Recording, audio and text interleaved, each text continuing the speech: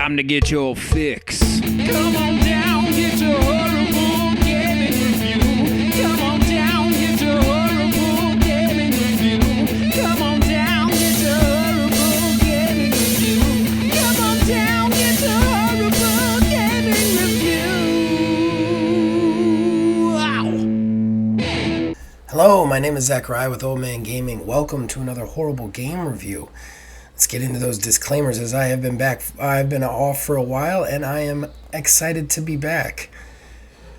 The word horrible in the title of this video does not necessarily refer to the DLC or game I am reviewing, but much more the video itself. I only do snap judgment reviews here. I get 5 to 6 hours with the game tops, and I'm just trying to give you an idea whether you are going to enjoy the game right off the bat or not.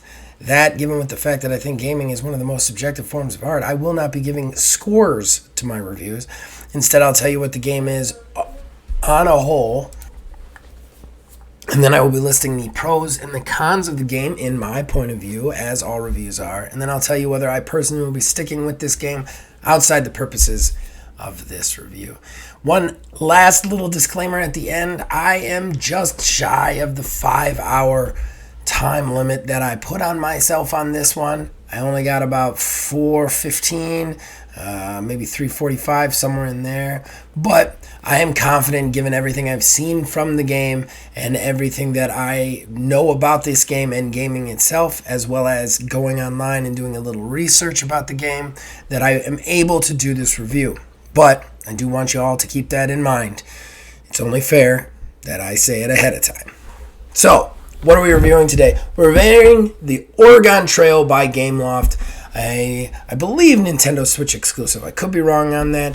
And a remake of literally a classic. I don't know anyone out there, gamer or not gamer, who doesn't have some sort of weird experience with this game in some whole, especially the original, the olds that played on the PC or whatnot, and of course your family members dying of dysentery. And I'm going to tell you right now, this game, what it is more of that. If you played the original Oregon Trail, this is not false advertising. What you will do is you will take control of a party moving west. There's usually 4 characters in the party. However, there are a lot of different journeys to unlock, which I'm still on the main Oregon Trail journey, so I have not unlocked all of those yet. That being said, those journeys might require different things, or different amounts of characters. However, from what I experienced, the main Oregon Trail, you pick a party of procedurally generated characters. What's interesting about these characters, you don't actually know what they can and cannot do.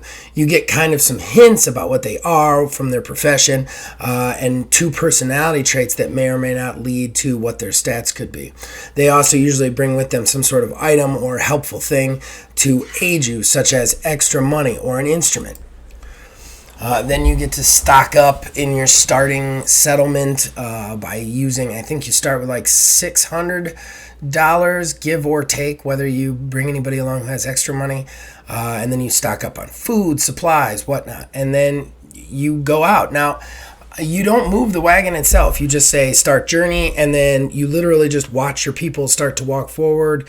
They all have this nice little animation where they're all walking next to the wagon, which was nice. Sorry about that, guys. I never silenced my phone for whatever stupid reason. Every so often, your characters will run into a procedurally generated, randomized event. This event then gives you a little bit of story, and you get to decide how to react to that event as you move closer to your destination.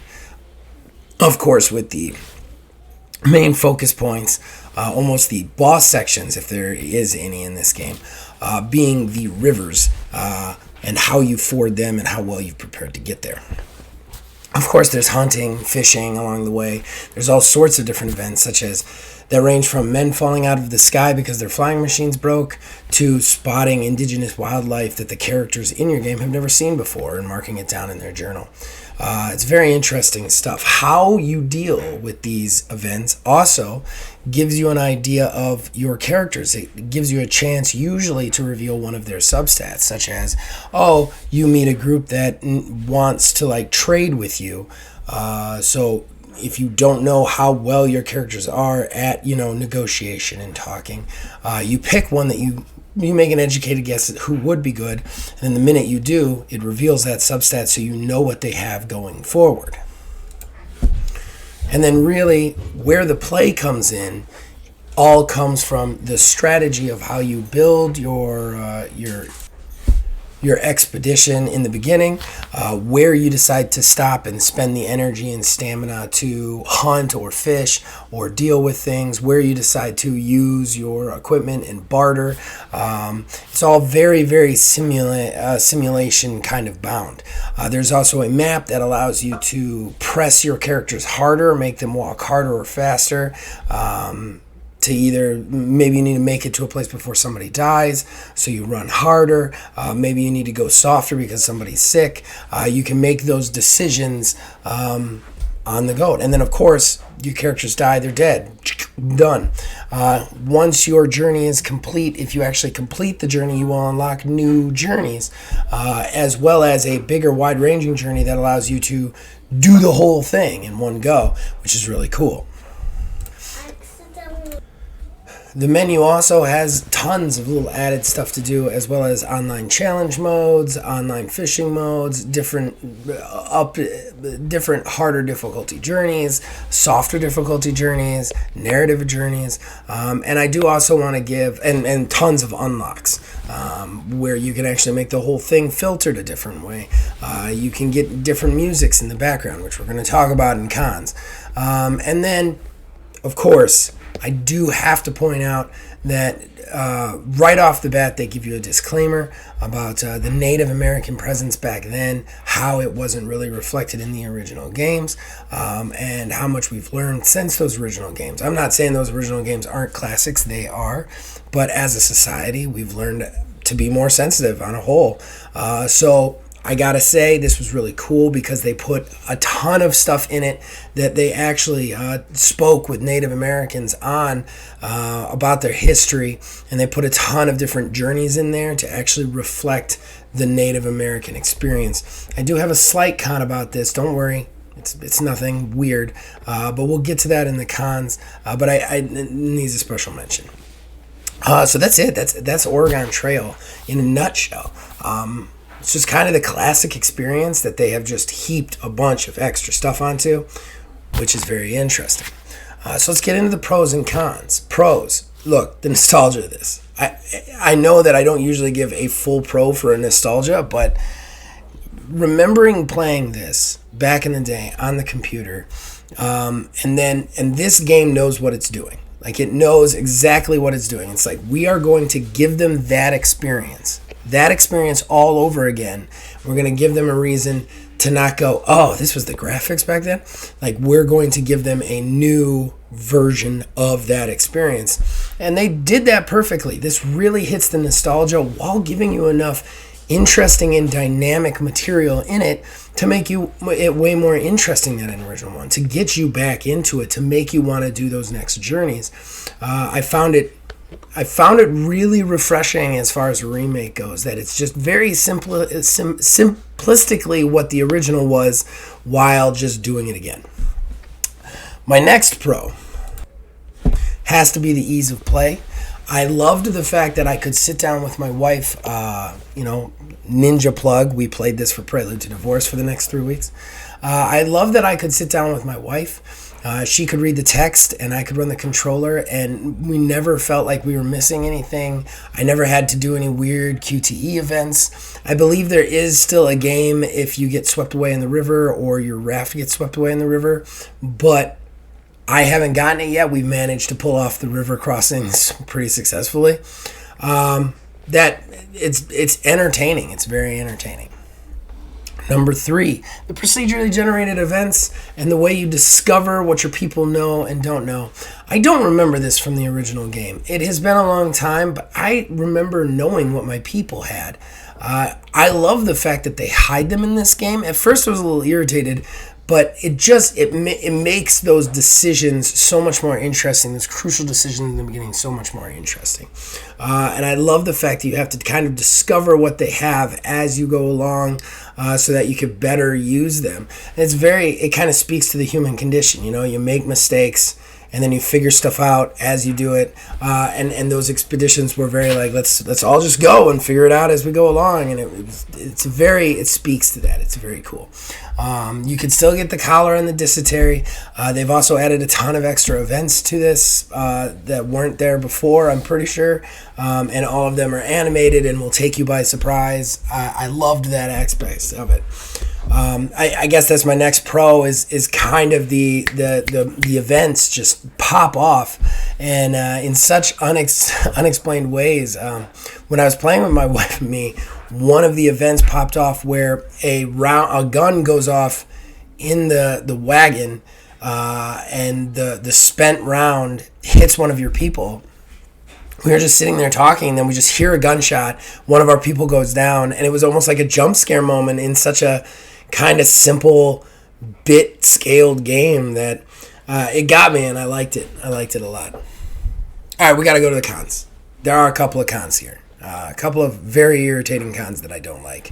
My biggest con, with an absolute bullet, is I recorded this upstairs with my wife with nothing but background music. In the game. Usually, background music is copyright free because it's made by the game and they want you to stream it or put it on the places. And I had honestly been wondering why I hadn't seen more videos of this game since it had been out for 2 weeks, and I would think a lot of people would get into it. Now I know why. Every track in this game is copyrighted. They are copyrighted to the person who did the soundtrack for Gameloft. This isn't even licensed music that they found and paid for, Creed or something. No. This is the same guy, start to finish, doing the soundtrack at Gameloft's headquarters, and they copyrighted all that music individually, which means when you go to upload it to YouTube, and for normal people who are just playing this game, this con doesn't really matter. But for somebody doing a web series or a web show, this is a nightmare. So when you put it up on upload, if you are in a partnership program, it's going to copyright strike or ban you. And if you're like me, who is not in the partnership program, just a small guy trying to make his way, it's going to copyright claim it, which means that I will have to 100%. Sorry, lost my train of thought. I will have to 100% give all funds from that to YouTube if it ever does start making money, which is super annoying and frustrating. And from what I can tell, and I may have missed it, there's no streamer mode for this. I found out when I went in, and then there was already, my entire audio was basically poisoned by copyright claim. So that is super annoying and seriously annoying for me personally and anybody out there trying to make content for this game. So I have to give that a big thumbs down. For future games, I will be putting the music to 0, which will be a lot less fun for anybody watching. But yeah, that's just a big con in my opinion. The next con is a little nitpicky, but I feel like I need to actually mention it. Some of the drawings are a little bit wonky and off, specifically referring to items or artifacts. The character you meet in the prologue, I think his name is Harris Moses Harris, something like that, who kind of leads you through the tutorial stuff. He has a gun that he walks with, and I'm guessing his character model is going to pop up again. This gun is taller than him. And it's just supposed to be a normal rifle. Guns aren't that big, guys. They're just not. I know that's a little nitpicky, but in a game that's boasting realism in the era and the century, and while these are kind of cartoonish drawings, so they're not super realistic, you could at least get the gun scaling right. I mean, this is a Winchester rifle, and it's got to be 9 feet tall. So We could have done a little bit better with that, so I have to ding them on this. Again, not a big con, nothing that's going to detract from your fun of playing it. It just is one of those things that jumped out at me. My final con is the con about the Native American content in this game. Again, it's not bad like you think. I think all that Native American content should be there. What I don't like is all of the Native American content is locked behind doing other journeys. Okay, I love the fact that you're bringing more exposure to the Native American Native American content that was going on right there, the Native American perspective. I think that's really cool. But it's hard for me to get around the fact that you're boasting like we're going to show what it's like for Native Americans and then locking all that content behind doing achievements with the other stuff first. I don't know. I think that's kind of weird to me. I think that stuff should be just like unlocked right off the bat so that, hey, if I want to like experience the Native American part, I could just jump into that. Or even, I don't know what those modes are because, like I said, I have not gotten to unlock them yet. But if those are like the Native American version of it, I think one of those modes, the standard mode of that, should be unlocked right alongside an Oregon Trail, and you can play that from start, and that unlocks further Native American content. But you can't have it all locked. I mean, that kind of defeats the purpose of boasting like Native American cultural awareness if you then lock their culture. Not trying to get political in any way, shape, or form. I more want to hone in on the fact that they boast this thing right off the bat, and then you can't play it right off the bat. So I gotta ding them on it. So, whether or not I like this game. Okay, am I gonna stick with this game? I am gonna stick with this game. Is this gonna be a 10-hour-a-day game that I play for like 3 weeks? No. This is gonna be a game that I jump into every so often, that I go through another run here and there, that I play with my wife, that kind of stuff. Really enjoy it. Really, really enjoy it. And I think that this will be a game that I play for many years to come. Not in huge chunks, but in little chunks every so often. And I've already talked to Melissa. We really want to play it more for Prelude to Divorce. I've got to obviously do something about the music issue, but we really had fun doing this, which you could check out on Prelude to Divorce. Again, ninja plug. I also want to say a little postscript on this. They are being very realistic to what was happening to these people. So when somebody gets cholera, they kind of vomit out some blood. They look nasty, and a lot of these people can die. So if you don't want your kid witnessing that level of death or potential violence, I might stick away from this. It is a good learning tool, but maybe for like 9-10-year-olds, if that's something that bothers you. The other thing is there is no voice acting in this game. It is all text-based, so if your kid can't read, they can't play it right off the bat. Just saying. But the simplicity of the controls will make it easy for them. And when they can read, it will make it very easy for them. They won't have to worry about that stuff. It's all the strategy at that point. All right. So that's my review of Oregon Trail. Did I get it right? Did I get it wrong? Let me know in the comments below. Let me know on Discord. And yeah, I'm very excited to do a couple more reviews. I think I'm going to do Kinseed next week, which I'm excited about. And then maybe one or two after that. You guys can stick to this channel for everything we have to offer. You can contact me on Facebook at OldManGamingDH, on Twitter at OldManGaming9. You can join our Discord, links in the description below, and phone assist on all the shows. From there, I do review requests as long as I can get my hands on the game without spending a ton of money for it. So if it's in Game Pass, or it's a free-to-play game, or it's something I have already, or it's something I was going to buy already, something like that. But feel free to request, and if I can get my hands on it, I will get my hands on it and review it for you. All right, we will see you guys next week. As long as you keep watching this, and we'll keep making them. See you guys next time.